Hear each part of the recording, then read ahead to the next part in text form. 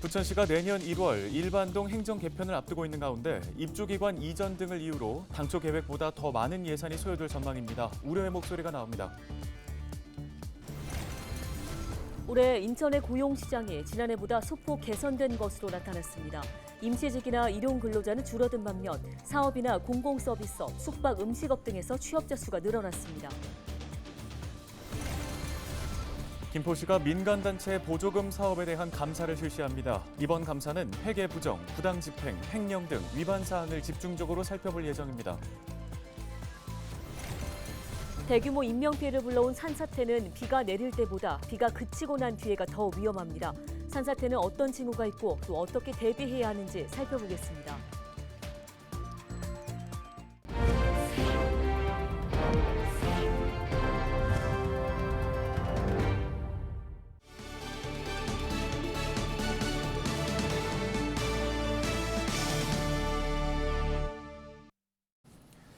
여러분 안녕하십니까? 헬로티비 뉴스입니다. 첫 소식입니다. 부천은 내년 1월 일반동 전환을 앞두고 있습니다. 이제 시간은 5달 정도밖에 남지 않았는데요. 네, 부천시는 별다른 문제 없이 순항하고 있다고 밝혔지만 추진 과정에서 또 개편 이후까지도 짚어봐야 할 문제점들이 잇따릅니다. 왜 그런지 이정화 기자가 취재했습니다. 부천시가 일반동 개편 준비에 속도를 내고 있습니다. 하반기에는 구와 동해 청사 재배치 공사가 본격적으로 시작될 예정이고 개청 준비단을 운영합니다. 또 신규 단지 입주 등으로 인구가 늘어난 범박동. 이번 개편에서 분동이 결정돼 옥길동을 신설하는 변화도 맞이합니다. 해당 조례도 개정이 되었고 예산안도 통과가 되었기 때문에 하반기에 해당 시설하고 이사하고 부서 이동하고 하는 데는 조직 정비에는 큰 문제는 없어 보입니다. 반면 걱정과 우려의 시선도 공존합니다. 일반동 전환 관련 예산이 당초 133억 원에서 2배가 넘게 늘어난 겁니다. 공사비 증가와 기존 청사 입주기관 30여 곳의 이전이 확정되면서 비용이 더해진 결과입니다. 이 과정에서 공사비가 과도하게 책정됐다는 지적도 있습니다. 이번에 원포인트 교육에 들어온 돈이 거의 300억 수준이에요. 이건 어마무시한 돈입니다. 근데 급하다는 이유로 그 어마무시한 돈이 정말 어떤 내용인지 어떻게 오바가 됐는지 제대로 세밀하지 않았어요. 다만 광역동 체제에서 늘어난 입주기관이나 시설에 대한 공간 부족 문제 등은 내년 일반동 개편 이후까지도 해결하지 못할 가능성이 큽니다. 또 다른 혈세가 투입될 수 있는 변수도 남아 있습니다.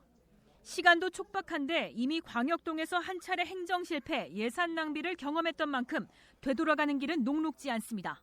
헬로티비 뉴스 이정화입니다. 다음 소식입니다. 올해 인천 지역 고용 지표가 소폭 개선됐습니다. 경인지방통계청 조사에서 지난달 인천 지역의 취업자 수는 지난해 같은 기간보다 4만 2천 명 늘어난 것으로 나타났습니다. 고용률은 63.8%로 지난해보다 0.4%포인트 늘었습니다. 특히 임시 근로자와 일용 근로자는 줄고 사업, 개인, 공공서비스와 숙박, 음식업 분야 취업자 수가 늘었다는 점이 특징입니다. 반면 실업률은 지난해 같은 기간과 비교하면 0.7%포인트 줄었습니다. 지난달 인천 지역의 수출 실적이 역대 6월 수출액 중 최고치를 달성했습니다. 관세청 자료를 보면 지난달 인천 지역의 수출액은 지난해 같은 기간보다 3%가 늘어 48억 8천 달러를 기록했습니다. 특히 수출액은 승용차 수출 증가로 지난 4월 이후 석 달 연속 증가세를 보이고 있으며 역대 6월 수출액 가운데에는 이번이 최고치입니다. 지난달의 수입액은 14% 감소한 47억 3천 달러로 무역 수지는 1억 5천 달러 흑자를 기록했습니다. 김포시가 매년 민간단체 보조금 사업에 대한 감사를 실시합니다. 김포시의 민간단체 보조금은 매년 200여 개 사업 100억 원 이상의 규모로 지난해에만 277개 사업에 예산 약 124억 원을 투입했는데요. 김포시는 이번 감사에서 민간단체 보조 사업을 전수조사해 회계 부정, 목적외 사용 등 불법적인 집행이나 낭비 요소를 조사할 방침입니다. 또 부당집행 보조금은 환수하고 횡령 등 주요 위반 사항에 대해서는 수사기관 고발 등 엄중 조처할 계획입니다. 김포시 감사 담당관실은 관련 제보를 받은 뒤 이를 참고해 감사에 착수할 방침인데요. 민간단체 보조금 관련 제보는 김포시 홈페이지나 우편, 이메일 등을 통해 할 수 있습니다.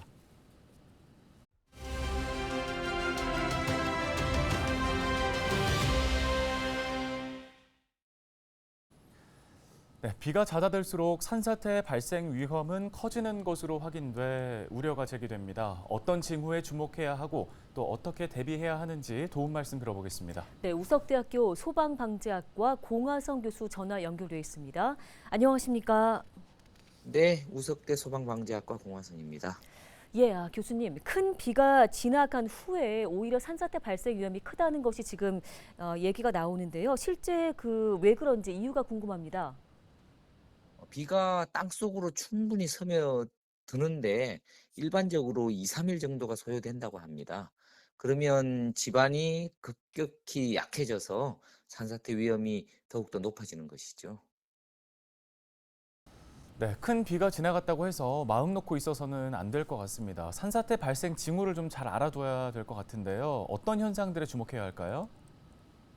갑자기 많은 양의 물이 솟구친다든지, 평소 나오던 샘물이나 지하수가 나오지 않는다든지, 바람이 불지 않는데도 나무가 흔들린다든지, 산에서 소리가 나거나 땅이 흔들린다든지 하면 산사태 징후라고 볼 수가 있겠습니다. 예, 말씀해주신 산사태 발생 징후만큼이라도 중요한 게 대비와 대피의 요령이 아닐까 싶습니다. 우리가 알아둬야 할 수칙들은 어떤 게 있을까요? 시민들은 평상시 산림청에서 제공하는 산사태 정보 시스템이라든지 스마트 산림재해 앱을 통해서 산사태 발생 위험이 높은 지역을 미리 파악해 두는 것이 중요하고요. 산사태가 발생했을 때 행동 요령도 잘 알아두는 것이 필요한데요.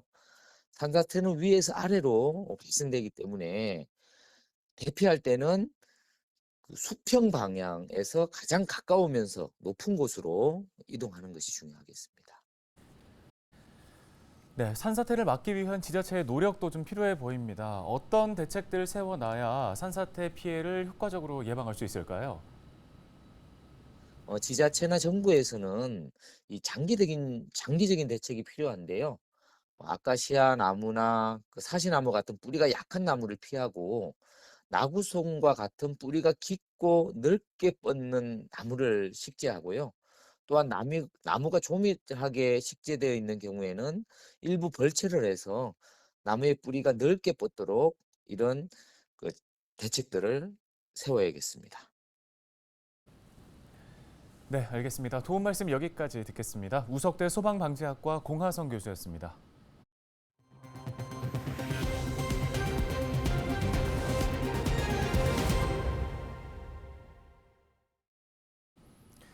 네, 올해 과수농가의 표장이 울상입니다. 냉해와 잦은 비로 사과꽃이 수정이 안 되면서 낙과 현상이 발생해 생산량이 30% 가까이 줄어들었습니다. 네, 이제 장마철 집중호우까지 이어지면서 앞으로가 더 걱정입니다. 전주현 기자입니다.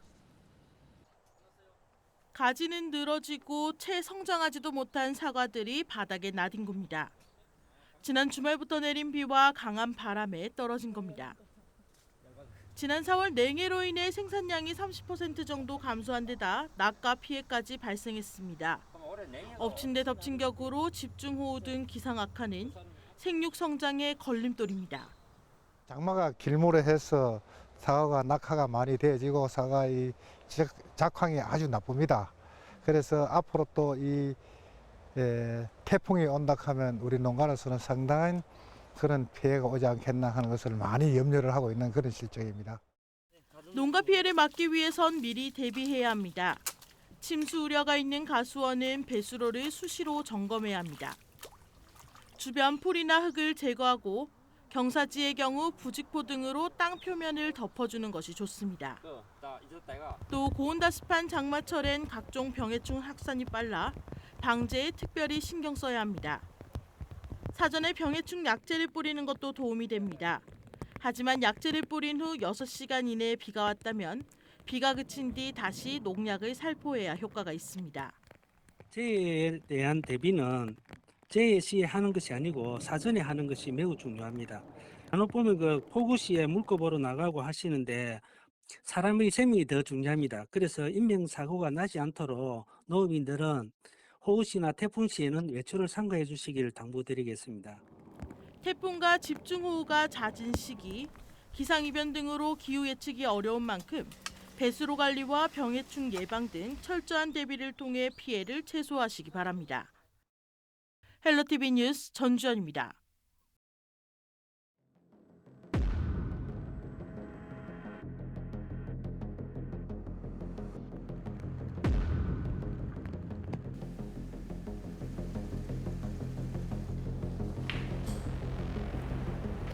또 출입 통제 이런 거를 시켜서 재난 피해에 대한 지원 역시 신속하게 이루어져야 합니다. 지금 장마가 계속되고 있는 상황이고 우려가 있는 지역이 어떻고 이런 부분에 대한 사전 점검이 필요하고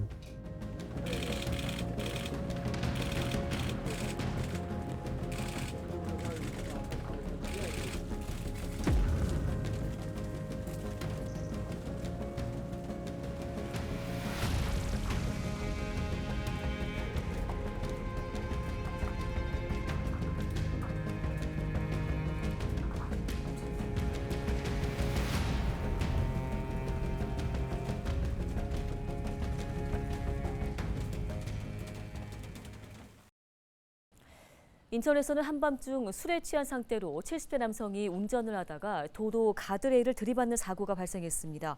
18일 새벽 1시 20분쯤 인천시 동구 송현동에서 70대 운전자가 몰던 승용차 한 대가 가드레일을 들이받고 전복됐는데요. 운전자 A 씨는 전복된 차량 안에서 발견됐고 머리에 부상을 입어 병원으로 옮겨졌습니다. 사고 당시 A 씨의 혈중 알코올 농도는 면허 취소 수치였던 것으로 확인됐습니다. 인천에서 오랜 시간 전통을 이어온 노포 8곳이 인천시 이어가게에 선정됐습니다. 이어가게는 인천시가 30년 이상 전통을 유지하거나 업종 변경 없이 영업해온 노포를 지원하기 위해 만든 명칭인데요. 인천시는 올해 선정된 노포 8곳의 정보를 시 홈페이지에 게시해서 홍보하고 시설을 정비할 수 있도록 업체당 500만 원의 시설 환경 개선비를 지원합니다. 한편 인천시가 선정하는 이어가게는 올해 8곳을 포함해 모두 34곳으로 늘어났습니다. 부평 굴포천 은하숲길 사업이 앞으로 속도를 내고 있습니다. 인천 부평구는 굴포천 야관 경관 개선을 위해서 이달 굴포천 은하숲길 조성 사업 실시 설계 용역에 착수했다고 밝혔는데요. 부평구는 굴포천 소하천 구간의 경우 도시재생 뉴딜 사업과 연계해서 사업을 추진하고 국가하천 구간은 특화 구간을 선정해 야관 경관 사업을 진행할 계획입니다. 이를 위해 주민 의견 수렴 과정과 관련 심의를 거쳐 올해 말에 용역을 마무리할 예정입니다. 다음 소식입니다. 인천 부평 공병부대 부지개발 사업에 2개의 사업자가 참여 의향을 밝혔습니다. 부평구는 17일까지 1113 공병단 특별계획구역 개발 사업 예비 우선 시행자 재공모를 진행한 결과 2개의 사업자가 사업 계획서를 제출했다고 밝혔습니다. 부평구는 공모 지침과 평가위원회 심의에 따라 업체들의 사업 계획을 평가할 계획인데요. 이후 우선 협상 대상자를 정한 뒤 최종 사업 시행자를 선정할 계획입니다. 부천시가 부동산 중개업 분야의 주요 현안과 법령, 제도 개선 사항 등을 공유하기 위해 부동산 중개업 분야 선진화 시책 간담회를 개최했습니다. 이번 간담회에서는 깡통 전세 사기 유형을 비롯해 불법 중개 행위에 대한 지도 점검, 전세 사기 피해자 지원과 주거 안정에 관한 특별법 등과 관련한 내용 등이 나왔습니다. 이 자리에는 한국공인중개사협회, 부천시 원미소사 오정지회와 1인 가구 전월세 주거안심 상담관 등이 참석했습니다. 인천시 교육청과 인천문화재단이 문화예술 교육 활성화를 위해 손을 잡았습니다. 두 기관은 18일 업무 협약을 맺고 지역사회 안에서 문화예술 교육 사업을 확대하고 관련 사업을 추진하는 데 협력하기로 했습니다. 협약 이후 인천시 교육청은 인천 재물포와 같은 역사적 특수성을 살려 지역사회와 학교를 잇는 공연장, 미술관 등을 조성하고 지역 예술인과 학교를 잇는 미술관 이음 사업을 추진할 방침입니다.